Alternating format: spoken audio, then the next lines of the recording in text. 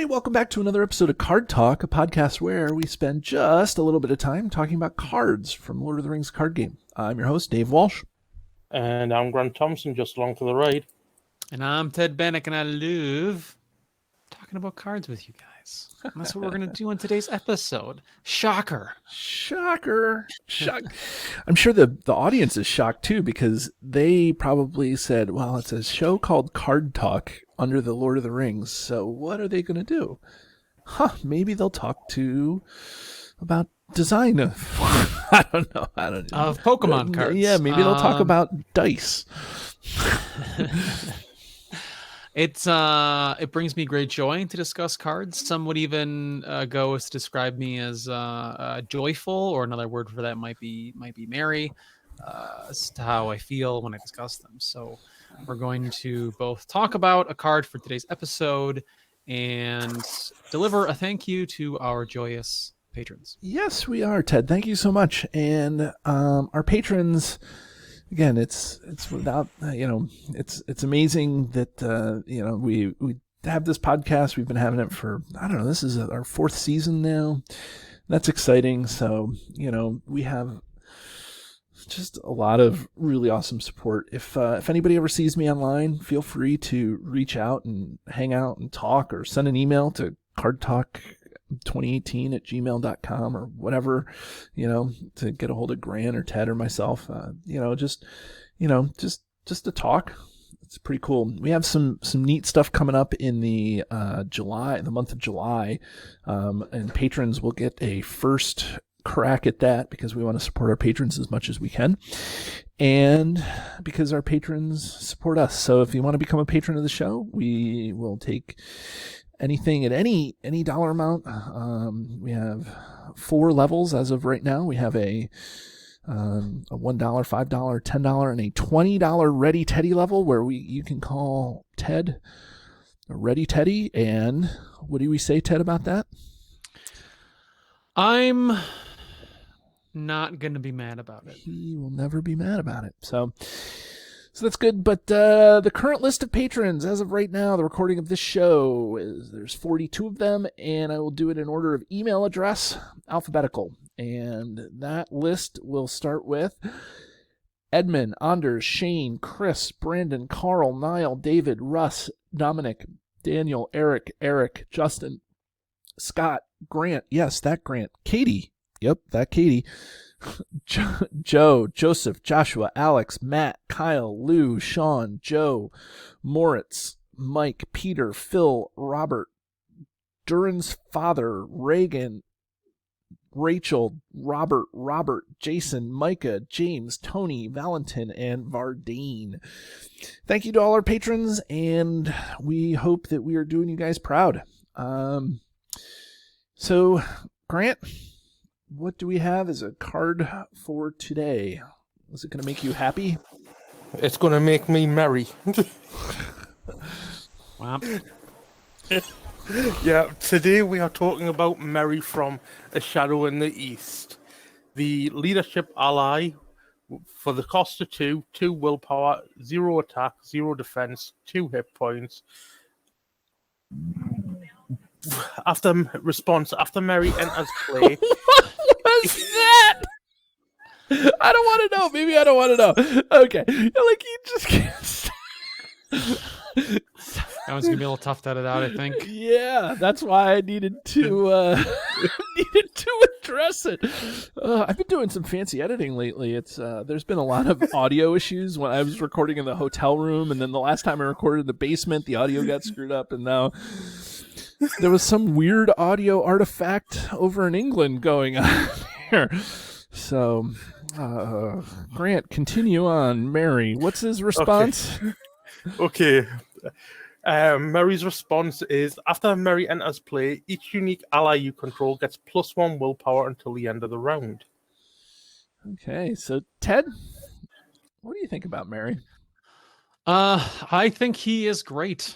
I mean, his stats for his cost is good right off the bat. I mean, to get 2 hit points and 2 willpower for 2 in any sphere is pretty great. And his his enter play effect, which it reads when he enters play, right? Yep. Yep. Is strong. It's gonna boost him plus your own heroes, and you could have more unique characters on the board than that.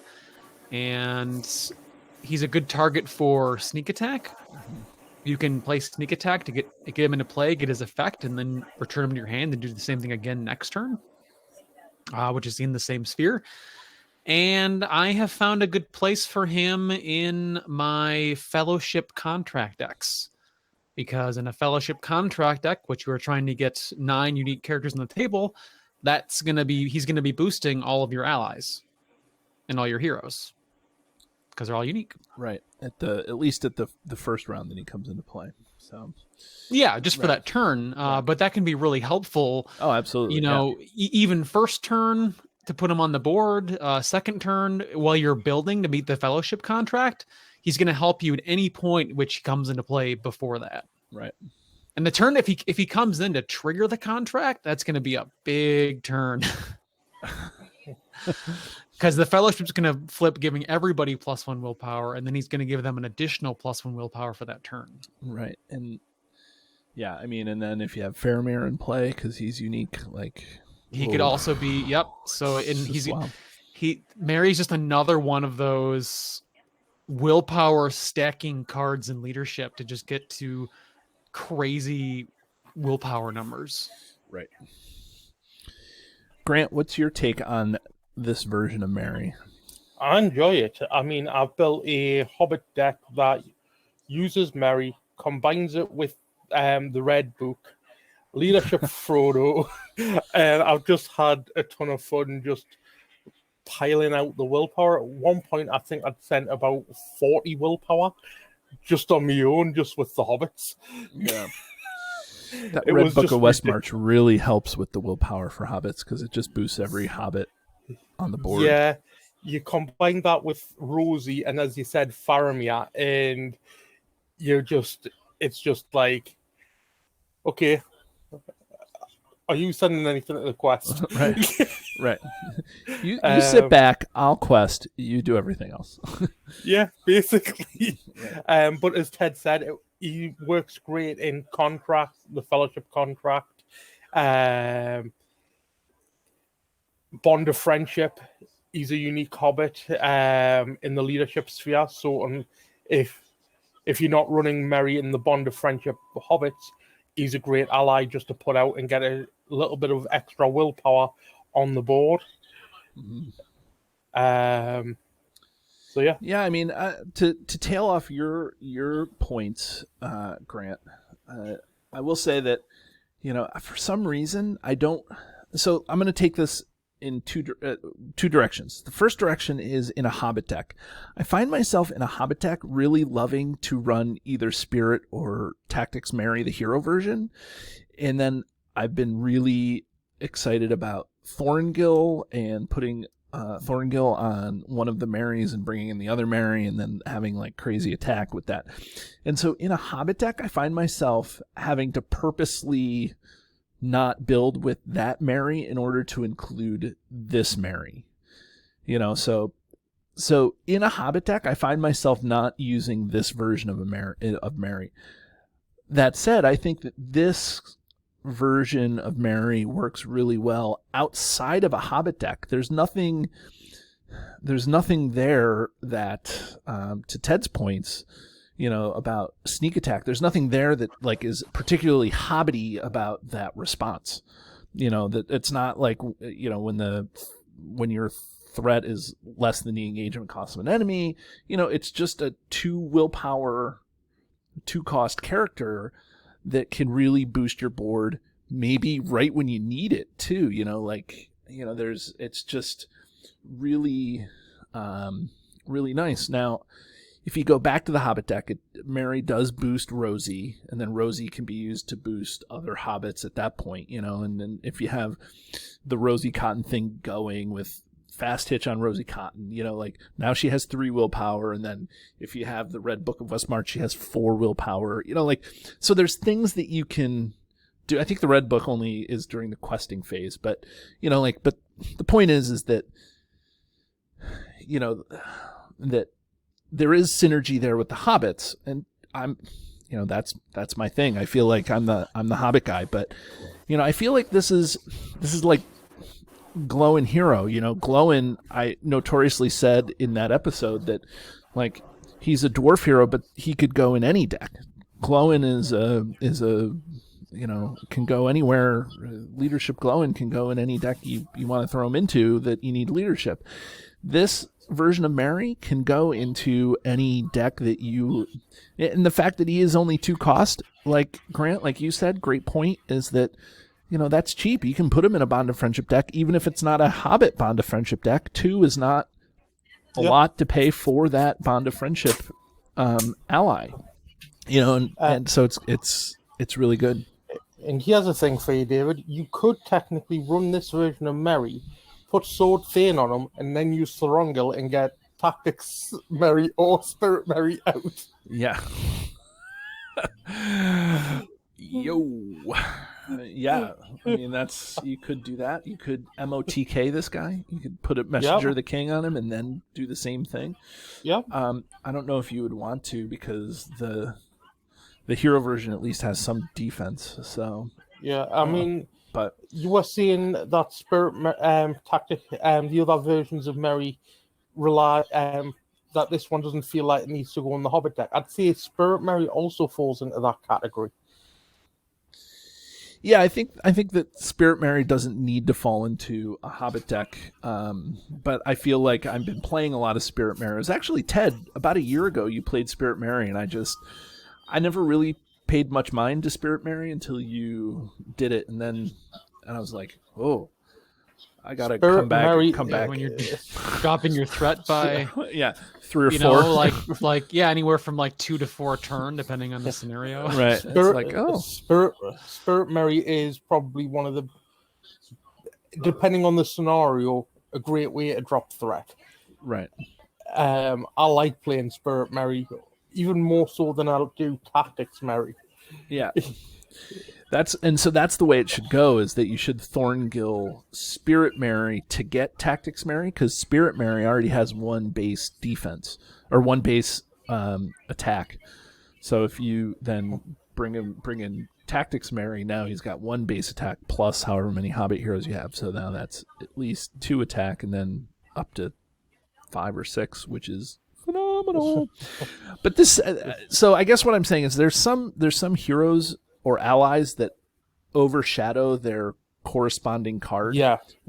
And I don't think that this is necessarily the case, although Merry just came out, in the most recent cycle, so it's not, the community hasn't had a ton of time to play with him, but I don't think that necessarily this card has to, you can play Leadership Merry and not have to worry too much about conflicts. And if you do have conflicts, you can easily take Leadership Merry out and put Rosie Cotton in, or some other Faramir, or some other 2 willpower cheap card. Not that Faramir's 4, but 4 cost. But there's definitely other options. But yeah, that's good. I know what you're saying, and you're right. Merry can go into any deck. You get the bonus off. Even if you don't get that bonus off, the 2 willpower is great anytime. Mm-hmm. Especially even if you're just splashing leadership, 2 willpower is great. Even in the questing archetype of spirit, 2 willpower from any sphere is decent, especially for 2 cost. Right. Yeah, I think that 2 for 2 is not horrible. Of the 2 guys that came out in the Shadow of the East, Merry or Pippin, I tend to have a tendency to run much more Tactics Pippin than I do Leadership Merry. I think that the Tactics Pippin ally is, and that may be a testament to how bad Spirit Pippin is, and how you can get around using Lore Pippin hero. Then it is. I like the Tactics Pippin card. I haven't actually played with Tactics Pippin, so I'm not. It's great. It's fun. I haven't even actually properly looked at tactics trick, and I've got to admit. Oh, really? So, let's have a look. He's the same. He's the same stats, and when he comes into when a card with engagement cost higher than your threat engages you, you ready him, and he gets +2 attack. Oh, interesting. It's nice. So for a Hobbit, that's nice. So he plays a lot into my Hobbit deck. So you're not going to put him into a general use deck, but you'll put this guy into Mary into a general. So Ted, we're off track. Get us back on track. Yeah, I was gonna say. Well, you bring a good point there. Yeah, this Mary, does he fit in the Hobbit decks? Well, absolutely, for all the reasons you guys named. But he's so much more of a versatile card that if you're playing unique characters, especially if your all your heroes are questing. If all your heroes are questing and you put them into play because you got first turn, let's say you got 2 leadership heroes and then an off sphere. I mean, you're adding his 2 and then he's boosting himself. So you're adding 1, 2, 3. You're adding 6 willpower turn 1. Right. That's strong. It doesn't add to the heroes. It only adds to the unique allies. Oh, is it allies? Yeah, okay. It's just unique allies. Oh, all right. Well, he still adds 3. Okay. Right. I don't think I played that wrong. I think I was just thinking for some reason it boosted everyone. Yeah. Okay. Well, and it's only allies that you control too. Yes, correct. It's not a board wide. Right. But even in a Sylvan deck, when you want to, if you have a whole bunch of Sylvans out on the board and you want to try to, get everybody going, and you play Host of the Galathrum and then you put Mary into play. Like, now not only do they have Celeborn's boost, but now they have Mary's boost, and for all the unique, there's so plenty this is what I'm saying. You got Orphan, Rumil, Haldir, Legolas. There's all sorts of unique Galleon. The cheap guy that's 0 Galleon, and that's a good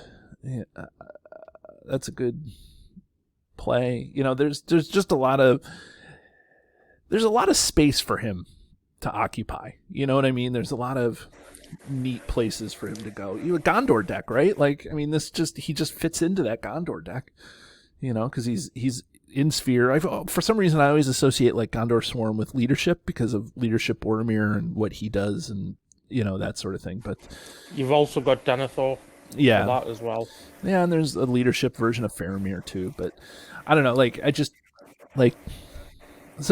This Mary I think is maybe the most versatile. Obviously, Tactics Mary is the least versatile, and Spirit Mary, I don't know. Spirit Mary may be, pretty. Well, it depends on what you need. Yeah, that's true. So, I don't know. It's good. This card is good. It's not phenomenal. It doesn't break the game by any stretch of the imagination, but I'm glad that it's in the card pool, right? Oh, definitely. It's definitely a good card to have in the card pool.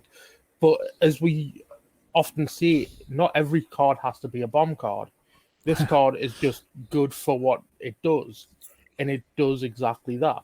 It gives you extra willpower, and he's a good quester. Mm-hmm. He doesn't need to wipe the board with enemies or make sure that there's no encounter cards coming off to hurt you. This is just a decent card. Right.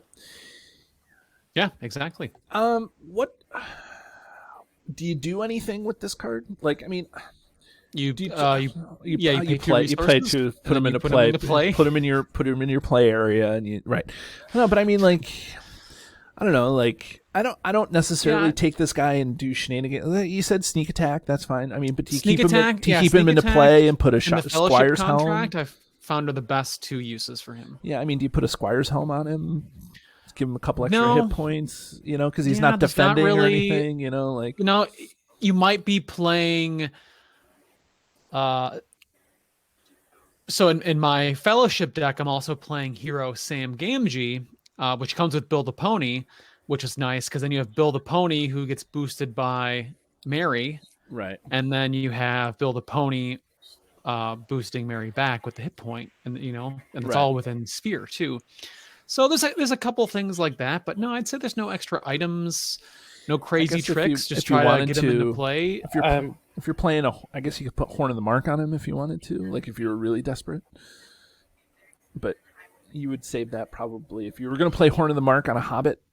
in a Hobbit deck, you would probably want to run the hero version and not the ally version, because 2-card combos hard to draw into. I was just going to say this card is great for the Druidan Forest in the final quest card, where you have to then combat with your willpower. Yeah, does he give it until the end of the turn or end of the phase? End of the round. End of the round? Okay, Yeah. then he's perfect for that. Right. So, for example, you've just quested, you've had an elf stone on there, and you haven't really got a good target, and you've got Merry sitting there. Merry's a great target at that point because he gives you the +1 willpower for your combat turn. Yeah. Okay, well, I mean,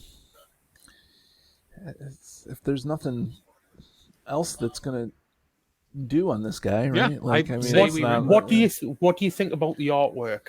I love this art. I think, like, the past couple episodes, I've been a little hesitant about the art, but this particular, I feel like it may not fit, like, that he's a willpower-y sort of guy, but here he is at the Shire. You can tell it's a Shire because there's a hobbit hole behind him. He's got the Horn of the Mark, and he's blaring it.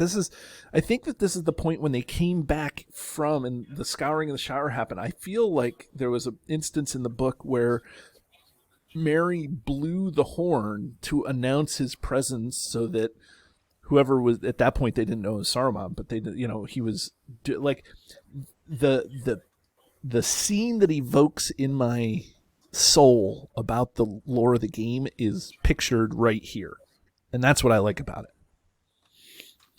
Yeah, I mean, you're saying that you don't know if it fits the 2 willpower, and it perfectly does, because Rohan, he was the Esquire of Rohan. Rohan's all about, like, the willpower boost. You've got the Escort of Edoras, the West Road Traveller, all have something to do, have decent willpower, and have something to do with questing. They're horse lords, and I think the 2 willpower and the boost to the willpower is a great theme for this version of Merry. It's the fact that he spent so much time with the horse lords, he's changed, and it's reflected his change from where he was at the beginning of the book to where he was at the end. Mm-hmm. Ted?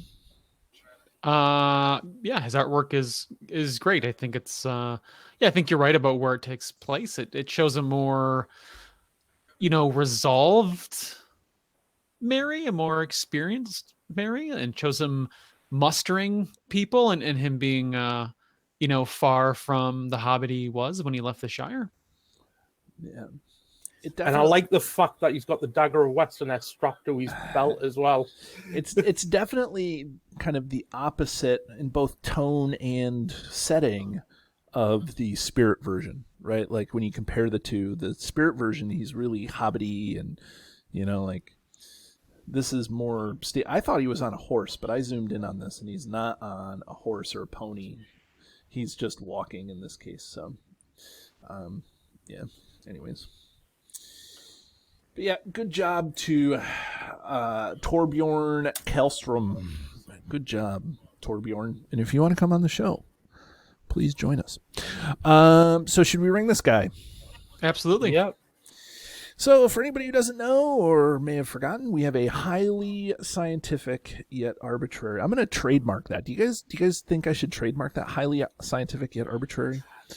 I'd copyright it, trademark it, and get it stamped on a t-shirt. Maybe I was going to say, maybe we can put it on a t-shirt. Maybe if we ever get to the point where we're giving Card Talk t-shirt, maybe that could just be it. Instead of, it could just say highly scientific yet arbitrary. And then it's like, it's subtle call out to Card Talk. Anyways, our highly scientific yet arbitrary system, where we rank a card on a scale from 1 to 10. 1 is the one card to rule them all, or one of the best cards in the game, and a 10 is the card that we throw back into the fiery chasm from whence it was made, or not a very good card. And I'll go first here. So this version of Merry I like. I think he's multifaceted. One of the things that I said is, like, that I may not have said is that I know that I said that I I don't put him in a Hobbit deck too often, but I also, sometimes I just don't put him in other decks as well that are running leadership. I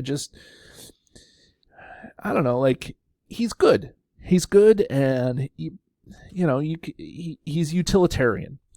And so I think because of that, and I know that I love hobbits, but I think that I'm going to give him like a middle of the road. I look at him, he doesn't make it in all my decks, but he's definitely one of those cards. It's like 5 or a 4, so I'm going to say a 5 because I always feel like I favor the hobbits.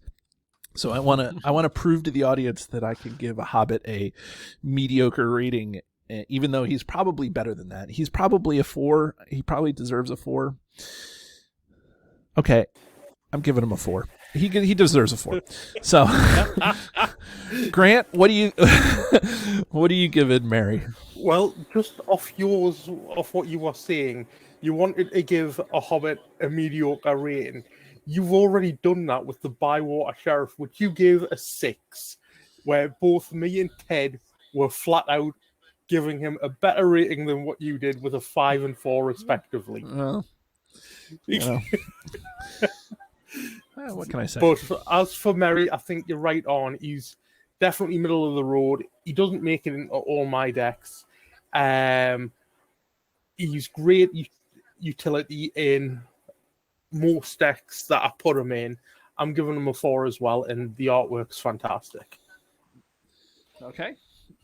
Ted? He goes into quite a few decks that are running 2 leadership heroes because of his strength. I'll consider, if I'm going to an event where I might run into unique issues, I will definitely bring in sideboard cards that most players do, because he's between his 2 other versions, there's a good chance you're going to see him on the table somewhere. So because of that,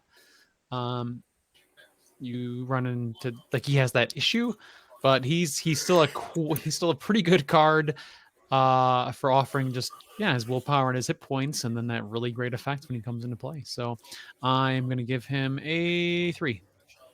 3. Man, I talked you up. I feel like you were going to give him an 8, and then I had my conversation and I convinced you otherwise, Ted, right? Yep, with your great know-hows. My powers of persuasion, which don't exist. Oh, are we just going to let David believe this, Ted? Yeah. We gotta let him have something once in a while, right? Well, definitely. Don't stop believing. And now he's just butchered Journey. Yeah, well, Okay, well, guess what? Join us again as we talk about more Journey songs in the game of Lord of the Rings. Have a great day, everybody. Do you love the content? Here's what you can do to stay connected. Become a patron. The money collected through Patreon goes into keeping the lights on here at the podcast. We love our patrons, and you can join at many different levels. Visit patreon.com/cardtalk2018. You can subscribe to us, whether you're watching our YouTube channel or you're listening to us in your favorite podcatcher. Hit the subscribe button to get notifications of all our new episodes. Didn't know we were an audio podcast? Find us by searching Card Talk to get access to our 120 plus regular episodes. Didn't know we were a video channel? Find us by searching Card Talk LOTR LCG on YouTube. And there you can find not only our regular episodes, but you can find our bonus playthroughs and other content related to the game. Want to get a hold of Ted, Grant, or myself? Feel free to email the podcast at cardtalk2018@gmail.com.